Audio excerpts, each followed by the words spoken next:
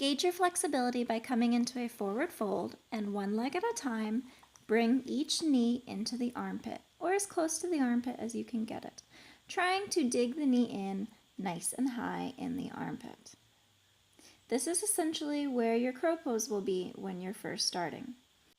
To come into crow, bring your knees high into your armpits, allowing your shin bone to rest on your upper arm bone. Practice weight distribution by lifting one leg off at a time and seeing how you feel. If you are comfortable, attempt to lift both feet off at the same time. Let's see this from a different angle. Notice my arms and feet are fairly level.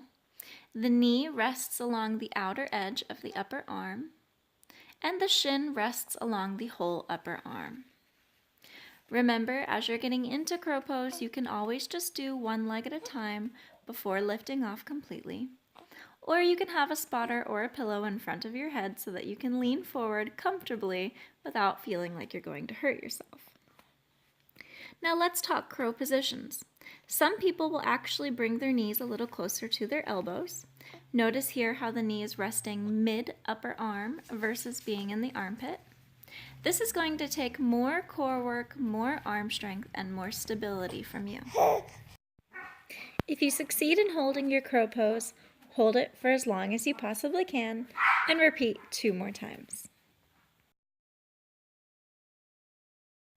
To warm up for crow pose, begin with the shoulders. Roll them backwards as well as forwards. It's important to warm up the shoulders for crow as they will be stressed or can be stressed greatly during the position. You also want to remember the neck and the head. Stretch the neck up, stretch the neck down, and roll the head in circles both directions. From there, place your hands on your knees and curve your spine, driving your shoulder blades back towards the back of your yoga mat. To do the opposite, bring your chest forward, arch your back, and lift your chin to the sky. Continue to do this forward and back a couple times to warm up the spine.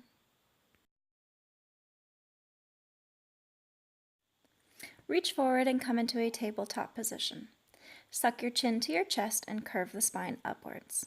Then do the opposite by pushing the belly button down and chin up. Continue to go up and down, curving and arching the spine until you feel nice and warmed up. Tuck the toes and come into a downward facing dog. If you can, hold this position for at least a minute to warm up the arms as well as stretch the back of the legs.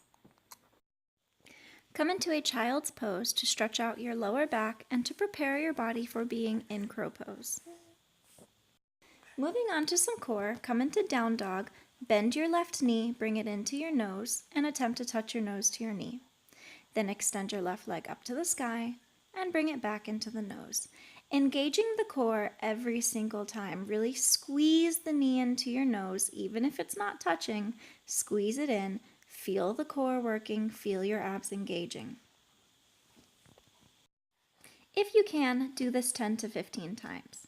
Moving on to variation 2, come into a plank position, bring the knee to the elbow or the armpit, and then raise the leg up to the sky.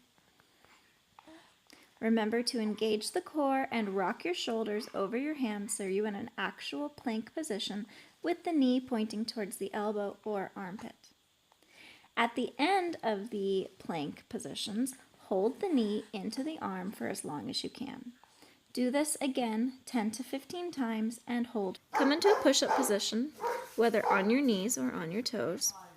You want to maintain the elbows in towards the rib cage, not out wide, in towards the rib cage. Continue to push up and down and repeat 10 to 15 times. The next exercise we're going to do is tuck-ins to engage your core. You're going to bring your knees into your chest and extend them back out. Continue, repeat for 10 to 15 reps.